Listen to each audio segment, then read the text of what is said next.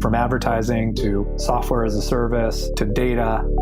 Across all of our programs and clients, we've seen a 55 to 65% open rate. Getting brands authentically integrated into content performs better than TV advertising.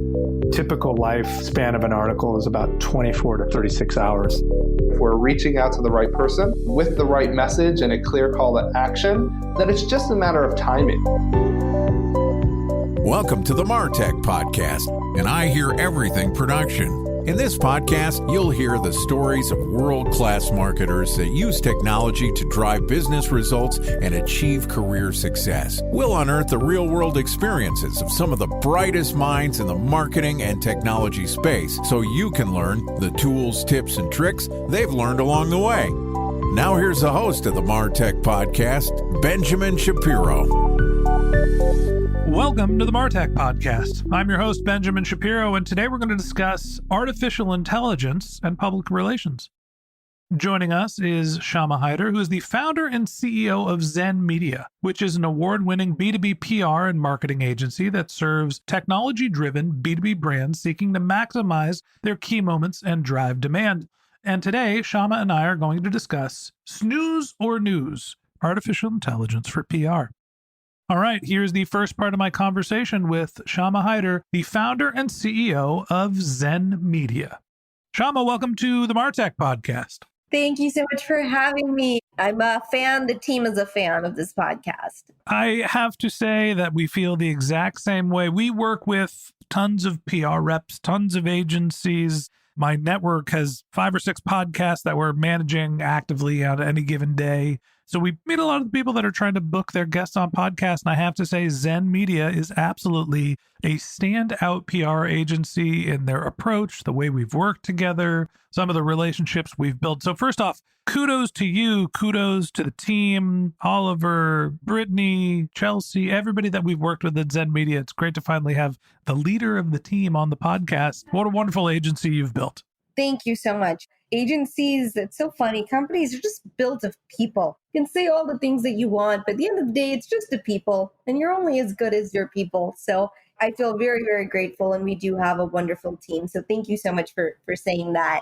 Well, I'm glad that you bring up people first. And we here, when we produce podcasts, we try to use as much MarTech technology to facilitate the connection of people to record content, but we're using a ton of automation and artificial intelligence to refine our conversation into various formats of content. And you're doing a very similar thing. So we're starting to get to the point where it's not just people, but we're using people and machines to assist the process. Now, public relations, when you think about it, is not something that I necessarily think lends itself to artificial intelligence. And you've released a new tool that helps brands understand if they should be talking about themselves and what is newsworthy. Tell me a little bit about Snooze or News.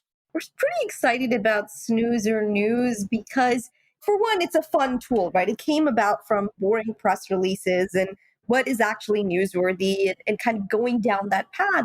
But the other big part about what makes Zen special, and I think this is such an important part of being in business at large, so not just to brag, but we've always been ahead of the curve, meaning we're a social media firm long before people knew what those terms meant or before social media was remotely cool. And so I think for us, it only made sense to say, we can't just talk about AI. We want to immerse ourselves in it. So how do we use what's available right now to walk the talk? And I think that's something that I always recommend to everyone is, listen, I think there's such a sometimes analysis paralysis. I thought it was paralysis by analysis, where you spend too much time analyzing something, so you're just frozen. I think we all know what we're saying. Anyway, go on. You get it. But we see that especially right now. I think in this sort of culture and time and climate, it's overwhelming. It's like you see it everywhere. People are just not moving forward like they used to. So I think that uncertainty right now that we all feel in the climate is pretty strong and it's palpable. So we kind of counteract that, right? We're fun. We've always embraced what's next. And so a big part of it is what we didn't want was to put out a white paper on it. We didn't want to talk about why AI was important, why our clients should be looking at it. It's like, why don't we just take all the elements of what we think is important? Yes, it's important to lean into these things. Yes, it's important to have fun with it. So I think there's sort of that playful attitude towards it as well. So to be able to actually put ourselves, immerse ourselves and leverage this technology because it's really, really cool. So that's how Snooze Or News came about. But more succinctly put, it's just a tool that you can put a press release in and it gives you a score. It grades it essentially to say, is it news or is it a snooze? And so a lot of times we get people who say, my boss really wants to put this on the wire. I really want to get this press release out. But what is the purpose of this? Or does anybody really care that you have yet another VP? Or what is the purpose of this release? And so I think then you think about how can we make that more interesting? And that's essentially where the tool came about. So it's a fun one. I urge people to check it out because you can put a press release in and it gives you a grade. And we looked at novelty, clarity, and then it'll tell you if it's a snooze or if it's newsworthy. It'll even edit it for you. This is kind of cool too. It'll also tell you what channels news is good for. So many times, Ben, people think, oh, I've got this news, so obviously it should be front page or whatever, right? But that's not how media functions. And so it'll tell you like, hey, this is newsworthy, but maybe for trade publications, maybe your industry would really care about it, but not at large. And so it's all those things that really came together to create this sort of fun, helpful tool, I hope, that just gets people thinking about PR and media in a different way.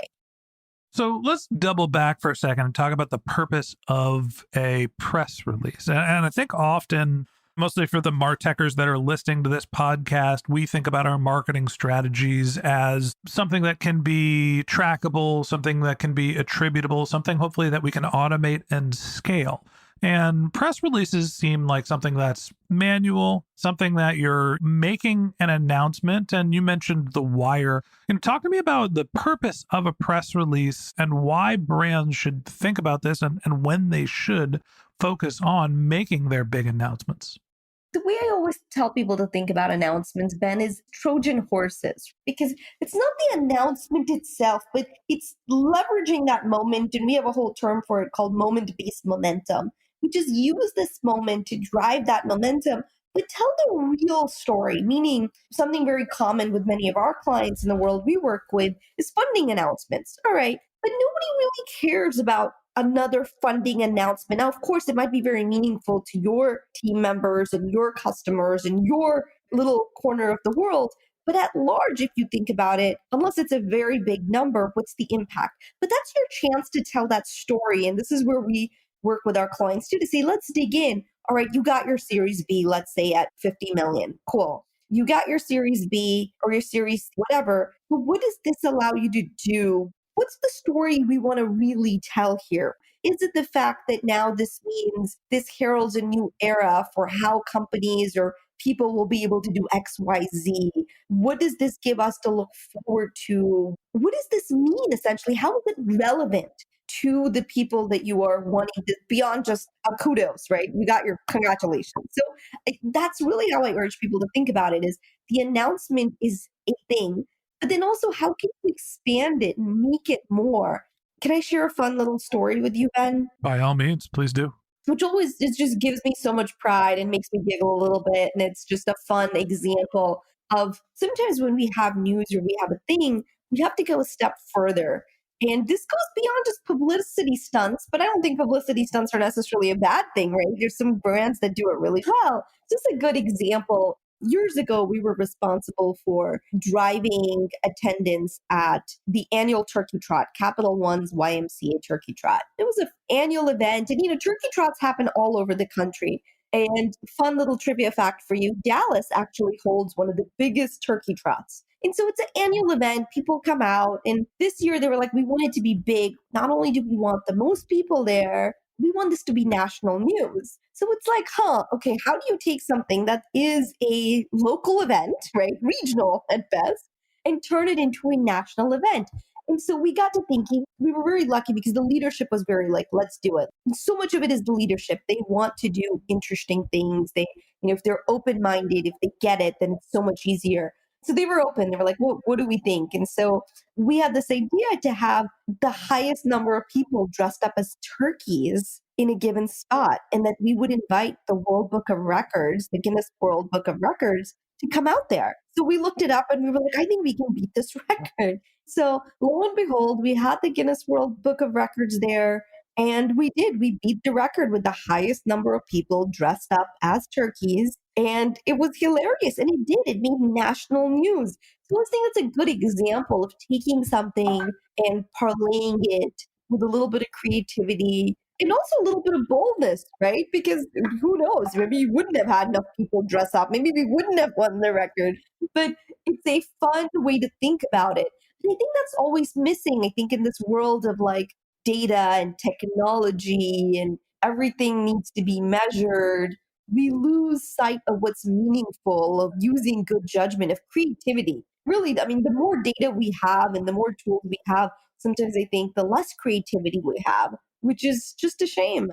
I can't agree with you more. And it's as we start to see technology evolve, I actually feel like we're going a little bit backwards in a positive way, where everything was so performance oriented and data driven for the last 10 years, sort of the Facebook era of marketing, where as much data as I can feed into my performance marketing channel was how I did my marketing, and I would spend all of my budgets there. And now we're seeing the access to that data dry up or be restricted by some of the major platforms like Apple and Google. We're seeing privacy regulations come along, and now all of a sudden it's harder to use performance marketing. So what happens? We have to get more creative. We have to rely on content. We have to drive organic growth through other channels. And all of a sudden, what's old is new again. People are starting to think about content marketing. They're starting to think about events, about relationship building, about how to differentiate their brands and do actual marketing, not just advertising. And that's where I think Snooze Or News is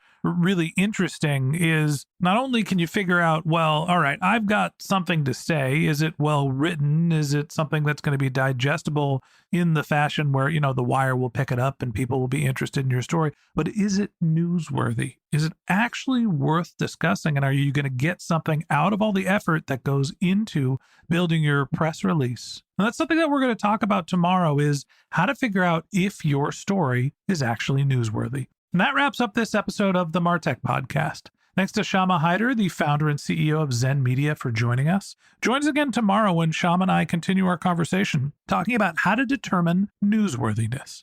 If you can't wait until our next episode and you'd like to learn more about Shama, you can find a link to her LinkedIn profile in our show notes. You can reach her on Twitter. Her handle is Shama, S-H-A-M-A, or you can visit her company's website, which is zenmedia.com. Or if you're interested in trying Snooze or News, you can go to snoozeornews.com. Just one more link in our show notes I'd like to tell you about. If you didn't have a chance to take notes while you were listening to this podcast, head over to martechpod.com, where we have summaries of all of our episodes and contact information for our guests. You can also subscribe to our weekly newsletter, and you can even apply to be our next guest on the MarTech Podcast.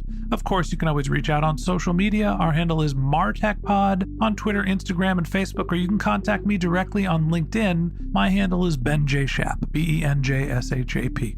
And if you haven't subscribed yet and you want a daily stream of marketing and technology knowledge in your podcast feed, we're going to publish an episode every day this year. So hit the subscribe button in your podcast app, and we'll be back in your feed tomorrow morning. All right, that's it for today. But until next time, my advice is to just focus on keeping your customers happy.